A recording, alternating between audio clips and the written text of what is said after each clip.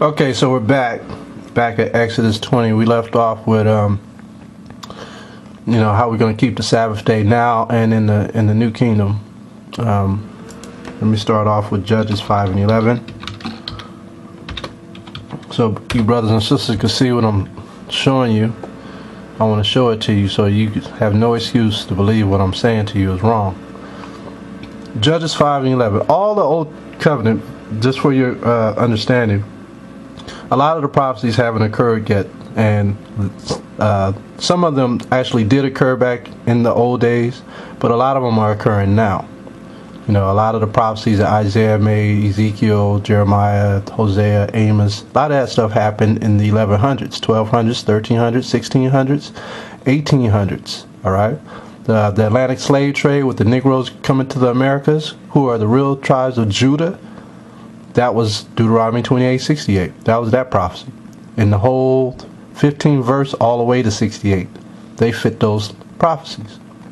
Okay? But what I'm showing you now is why we have to keep the Sabbath day. And we're going to go to the next commandment after this. Or the next commandment after this. It says Judges 5 and 11. They that are delivered from the noise of archers in the places of drawing water, there shall they rehearse the righteous acts of the Most High. Even the righteous acts toward the inhabitants of the villages in Israel. Wait a minute, let's go back. Read that too fast. There shall they rehearse the righteous acts of the Most High. So what are we doing now? When we're doing the Passover, the Day of Atonement, not sinning, all right? Keep it the Sabbath day, telling brothers not to kill, loving one another. This is what we're doing. There shall they rehearse the righteous acts of the Most High, even the righteous acts towards the inhabitants of his villages in Israel. So not only are we doing that, guess who Israel is? The people. It's not the land. Israel is the last name of a man. Okay? I think people forget that. The name Israel is the last name of a man. So his children are scattered to the four corners of the earth. And a lot don't even know who they are, because Hosea 4 and 6 said, my people are destroyed for a lack of knowledge. They don't even know who they are. Isaiah chapter 1 and 1, he says the ox knows his keeper and the ass knows his master, strip, but Israel don't know. They don't even know who they are. They got amnesia. The Negroes, Latinos, and American Indians got amnesia. They don't even know who they are. They are the true biblical people of the Bible. They are the ancient Israelites. That's who they are. So I'm going to read this. It says, even the righteous acts toward the inhabitants of the villages in Israel. Then shall the people of the Most High go down to the gates. Awake, awake, Deborah, awake, awake. Utter a song, arise, Barak, and lead thy captivity captive, thou son of Abinum. So this is what we're going to have to do. Awake, awake. We're going to have to put on our garments. Right? Our garments is the law, statutes, and commandments. That's our garments. It's not an actual coat. It's the law, statutes, and commandments. Let's go back to Exodus 20.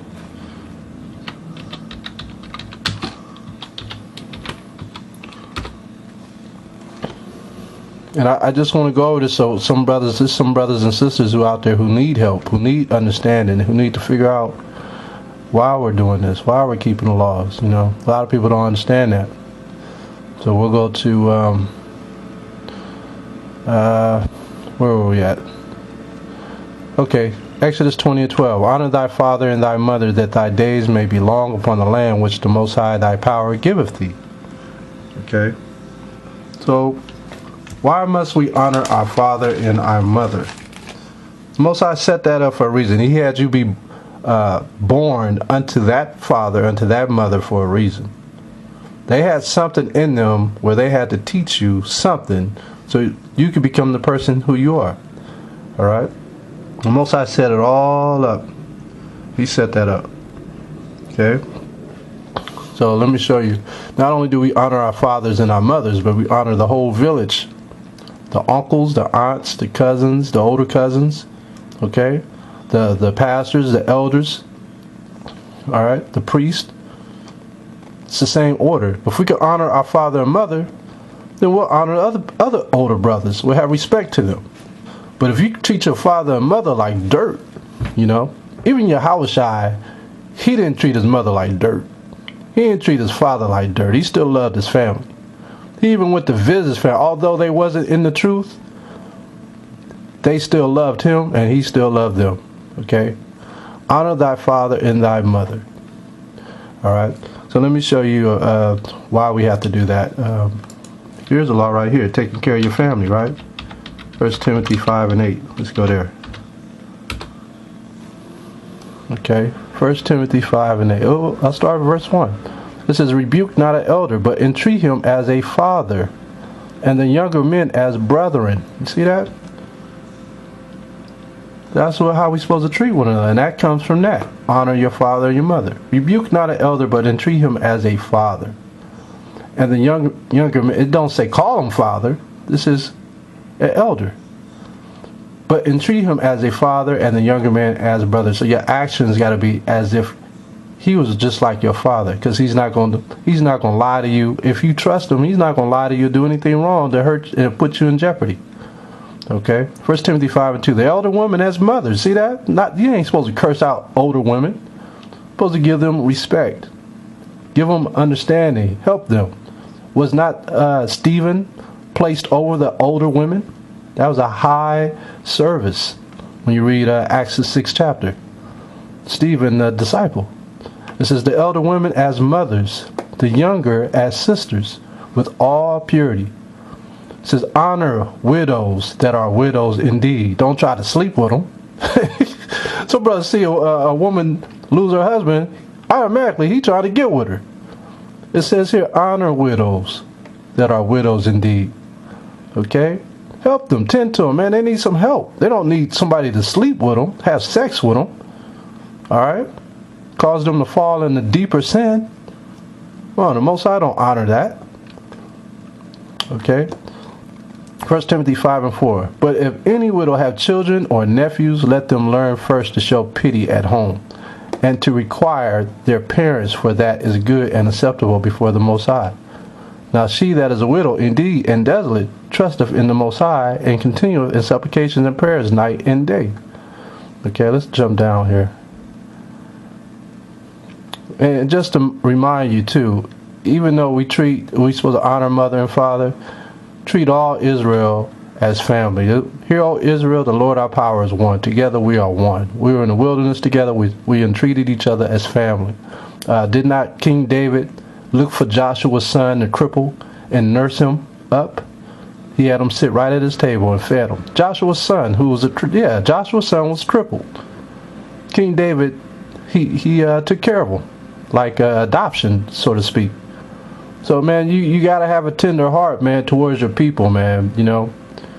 All right? So, it's all written in the scriptures. I'm not making any of this up.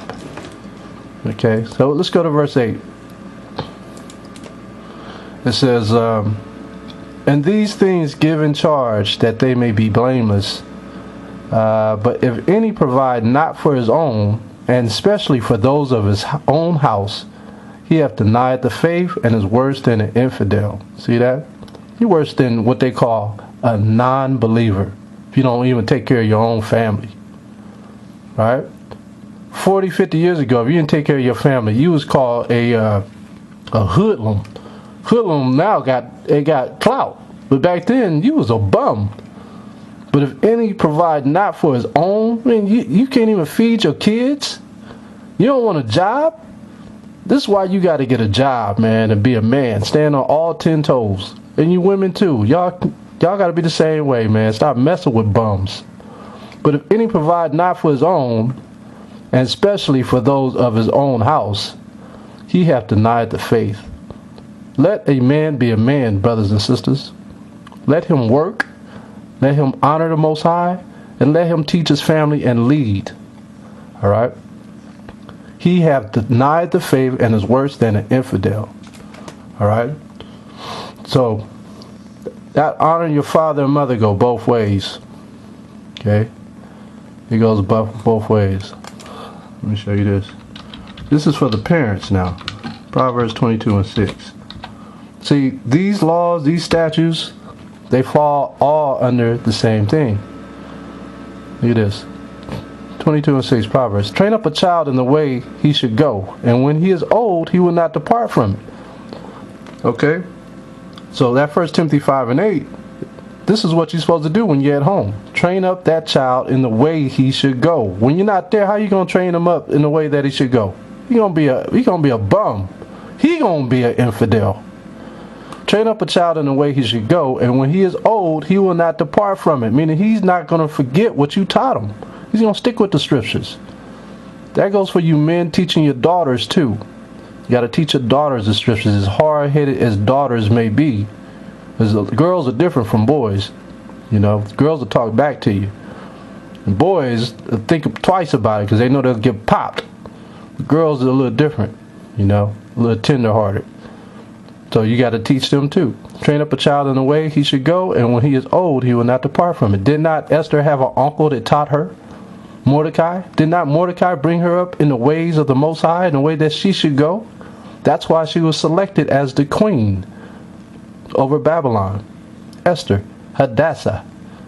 Okay, I could go all day, man. I talk all day, but let's go back to the actually, let's bring out one more. Let's see what Yahushua said. And I didn't rehearse none of this.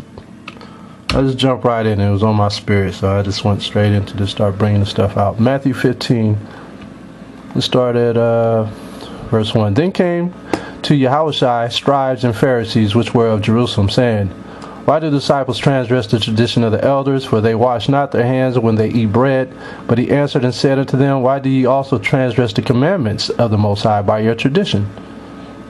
Okay, so Yahushua knew the laws, statutes, and commandments. And he put it right back on the priests, just like the priests today are not keeping the commandments. They tell you you can eat pork. They tell you it's okay to have more than one woman, you know. Some of them are harder than others. Some of them will tell you, man, that's wrong. But they fall in other areas, you know. A pastor, if you have a pastor and you go to this church and he's not teaching you about the commandments, he's not teaching you about this. He's not teaching about the Spirit of God, Spirit of the Most High.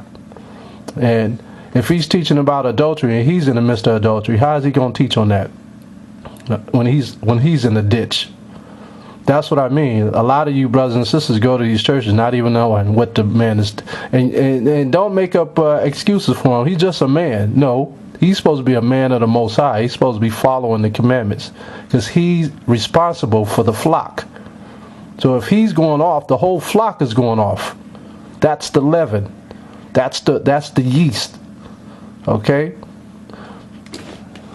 Same thing with Israelites. Okay, Matthew 15:4. For the Most High commanded, saying, Honor thy father and mother, and he that curses father or mother, let him die the death. This is what Yahushua said. He said, he that curseth his father or mother, he said, man, the hell with him. The hell with that child. Let him die the death. In the Old Testament, they would stone you. They'd take you to the elders, and the elders would stone you for being a lazy child.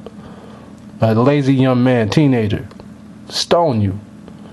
It says, for the Most High commanded, saying, honor thy father and mother. Whatever they tell you to do, you do it without even saying anything back. You just do it. Especially if they're good parents and they follow the ways of the Most High. For the Most High commanded, saying, honor thy father and mother, and he that curseth father or mother, let him die the death. That's plain. But ye say, whosoever shall say to his father or his mother, it is a gift, by whatsoever thou mightest be profited by me, and honor not his father or his mother, he shall be free. Okay? Thus have ye made the commandment of the Most High of none effect by your tradition. Watch those traditions. Ye hypocrites. Well did Yeshaya, Yeshaya is a Hebrew word for Isaiah. Okay? Yeshaya, that's how you say Isaiah's name. Jesus, you say his name Yahushua, two different ways. Okay, this is how you say Isaiah, Yeshaya. Okay, ye hypocrites, well did Yeshaya prophesy of you, saying, this people draweth near unto me with their mouth, and honoreth me with their lips, but their heart is far from me. But in vain they do worship me, teaching for doctrines the commandments of men. Why? Right, because if they're not teaching other commandments, what commandments are they using? When you go to counseling under some of these churches, what form of counseling are they using? Are they using anything regarding the scriptures? Notice this. Al Sharpton don't even preach from the Bible. His name is Reverend Al Sharpton. Reverend Jesse Jackson don't even talk from the Bible when he addresses the Negro community. Okay, Martin Luther King didn't even address the Negro community with the Bible. Okay, it says, but in vain they do worship me, teaching for doctrines the commandments of men. All the leaders that came did not address the people with the Bible. Not one of them. Not one. Marcus Garvey, Duke Ellington was a singer or a pianist, but he didn't either. None of them. None of them. None of them. All right. That's why he said, ye hypocrites. Prophesying lies, man. You go to get Grammys and MTV Awards. First thing they say is, thank God for letting me do this. Most High, Christ, Yahushua calls them ye hypocrites. Right? You draw near unto me with your mouth, honor me with their lips, but not with their heart. They stay far from the Most High. They don't want to do nothing he says. Nothing. That's why a lot of people are not going to make it into the kingdom unless they repent and change their ways and come back to the commandments and do it wholeheartedly. Okay, let's go to Exodus 21 again. So where are we at?